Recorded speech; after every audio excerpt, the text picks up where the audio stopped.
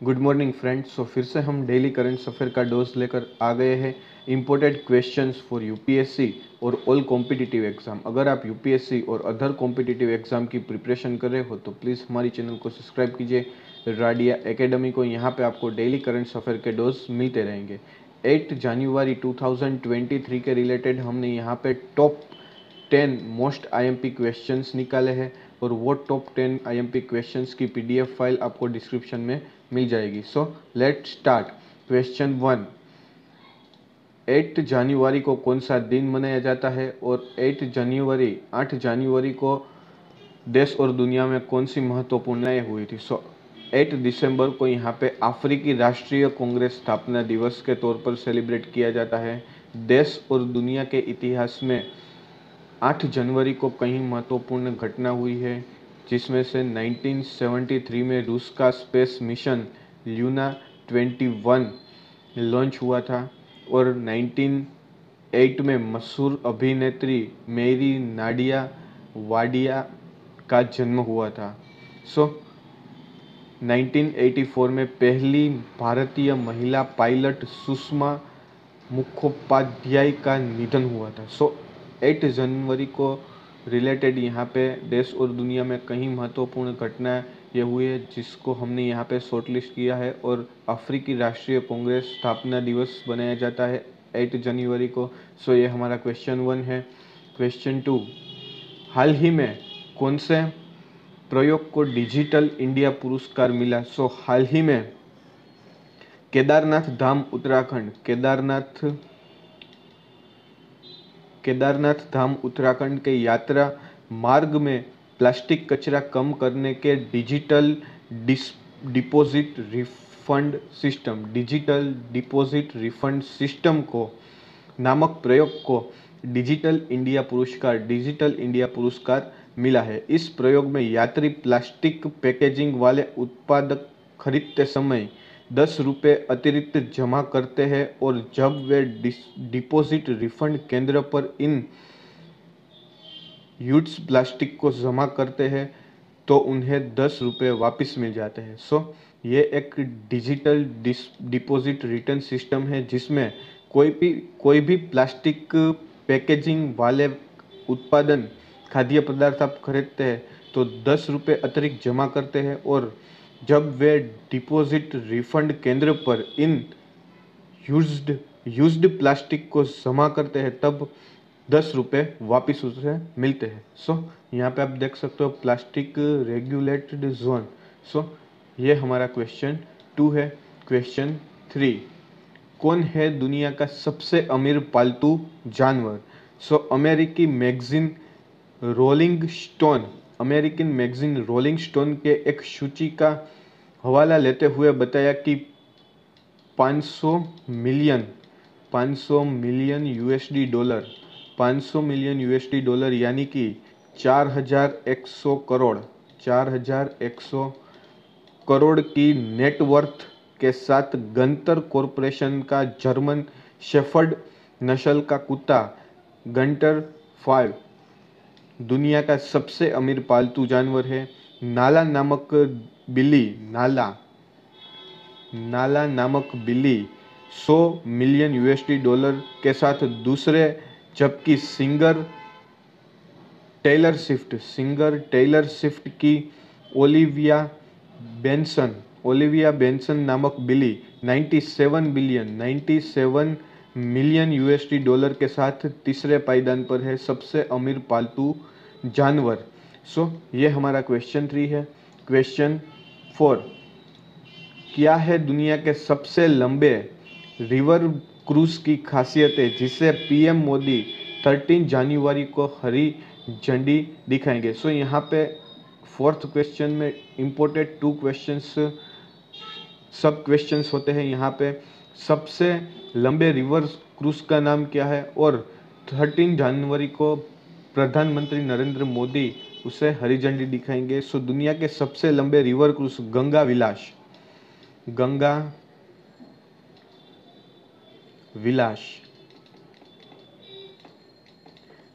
दुनिया के सबसे लंबे river cruise river cruise Ganga Vilas को प्रधानमंत्री नरेंद्र मोदी ने 13 जनवरी को हरी झंडी दिखाएंगे, जो 50 दिनों में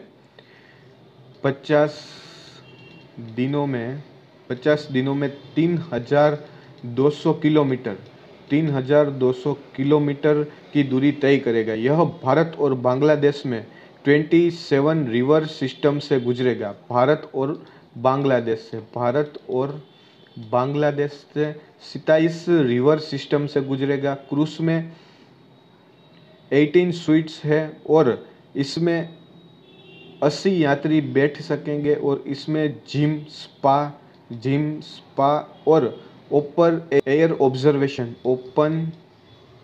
ऑब्जर्वेशन डेक जैसी सुविधाएं हैं। Spa, gym, open air observation deck जैसी कई सुविधाएं यहाँ पे है। इस क्रूज में 80 यात्री बैठ सकते हैं और 18 स्वीट्स इस क्रूज में शामिल है। सो ये हमारा क्वेश्चन 4 है।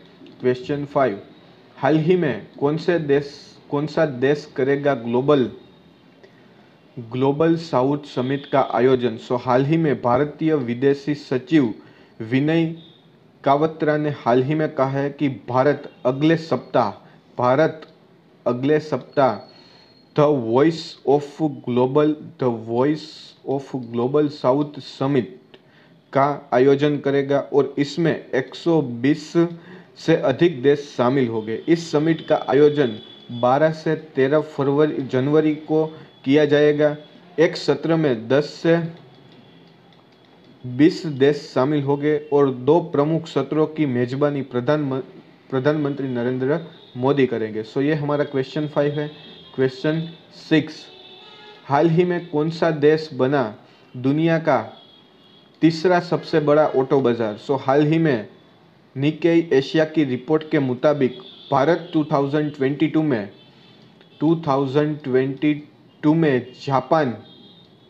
जापान को पछाड़कर दुनिया का तीसरा सबसे बड़ा ऑटो बाजार बन गया है। इस दौरान भारत में कम से कम 4.25 मिलियन गाड़ियों की बिक्री हुई, जबकि जापान में वाहन की कुल बिक्री 4.20 मिलियन रही। 4.20 मिलियन बिक्री इस साल 2022 में जापान में रही और इंडिया में 2022 में 4.25 बिलियन की बिक्री हुई। सो जापान को 3rd नंबर से हटाकर दुनिया का सबसे बड़ा ऑटो बाजार इंडिया बना है और जापान में वाहनों की बिक्री हो गई। और चीन और अमेरिका दुनिया के शीर्ष 2 ऑटो बाजार है। 1st नंबर पे चीन है और 2nd नंबर पे अमेरिका है और 3rd नंबर पे ऑटो बाजार दुनिया का सबसे बड़ा ऑटो बाजार इंडिया का है। सो ये हमारा क्वेश्चन 6 है। क्वेश्चन 7, हाल ही में किस राज्यों में शुरू हुई जातीय जनगणना? सो हाल ही में बिहार के उप मुख्यमंत्री तेजस्वी यादव ने हाल ही में बताया कि राज्य में आज से जाति आधारित जनगणना का पहला फेज शुरू हुआ है और तेजस्वी ने हाल ही में कहा है कि इसके आंकड़े के अनुसार बजट का स्वरूप बनेगा और कल्याणकारी योजनाएं बनाई जाएगी और गरीब विरोधी बीजेपी नहीं चाहती कि यह सर्वे हो। बीजेपी ने इससे रोकने की पूरी कोशिश की थी। सो ये तेजस्वी यादव जो उप मुख्यमंत्री है बिहार के, उसका स्टेटमेंट था और बिहार राज्य में शुरू हुई जातीय जनगणना। सो ये हमारा क्वेश्चन 8, सो हाल ही में धरती पर गिर सकता है नासा का 38 साल पुराना सैटेलाइट। सो स्पेस में 38 ईयर बिता चुकी नासा की अर्थ रेडिएशन बजट सैटेलाइट EAB हाल ही में पृथ्वी के वायुमंडल में फिर से प्रवेश कर सकती है। 2450 किलोग्राम की इस सैटेलाइट का अधिकांश हिस्सा पृथ्वी के वायुमंडल में जल जाएगा, लेकिन कुछ टुकड़े जमीन पर गिर सकते हैं। नासा ने कहा पृथ्वी पर किसी को भी नुकसान का जोखिम बहुत कम है। सो ये हमारा क्वेश्चन 8 है। क्वेश्चन 9, 2022 और 2023 और 2023 में देश की वास्तविक जीडीपी वृद्धि दर कितने प्रतिशत रहने का अनुमान है। सो राष्ट्रीय सांख्यिकी कार्यालय एनएसओ की रिपोर्ट के मुताबिक देश की वास्तविक जीडीपी वृद्धि दर 2021 से लेकर 2022 में 8.7% के मुकाबले 2022 और 2023 में गिरकर 7% रहने की संभावना है। जीडीपी वृद्धि दर पर एनएसओ का यह अनुमान आरबीआई के 6.8% के अनुमान से अधिक है और 2022 और 23 में वर्तमान मूल्य पर 270 लाख करोड़ की जीडीपी रहने का अनुमान है। 270 लाख करोड़ जीडीपी रहने की संभावना है। सो ये हमारा क्वेश्चन 9 है। क्वेश्चन 10, हाल ही में रेल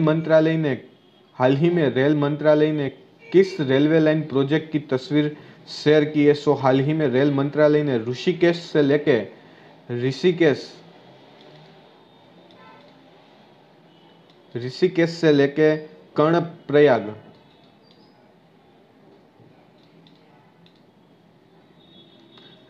से लेके कर्णप्रयाग रेल लाइन प्रोजेक्ट की ताज़ा प्रोसेस रिपोर्ट और तस्वीरें शेयर की। यहाँ पे आप देख सकते हो ये पूरा रेलवे लाइन क्रिएट हो रहा है। ऋषिकेश और कर्णप्रयाग रेलवे लाइन प्रोजेक्ट है। यहाँ पे देख सकते हो सेकंड तस्वीर है और यहाँ पे थर्ड तस्वीर यहाँ पे आप देख सकते हो।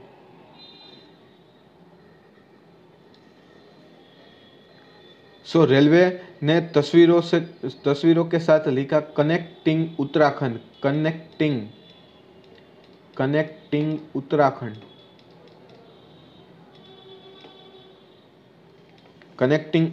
सरकार के मुताबिक प्रोजेक्ट का 1/3 काम पूरा हो चुका है और 83 किलोमीटर टनलिंग का काम हो गया है, जबकि 2 अहम रेल पुल और 3 सड़क पुलों का निर्माण पूरा हो चुका है। सो ये हमारा क्वेश्चन 10 है।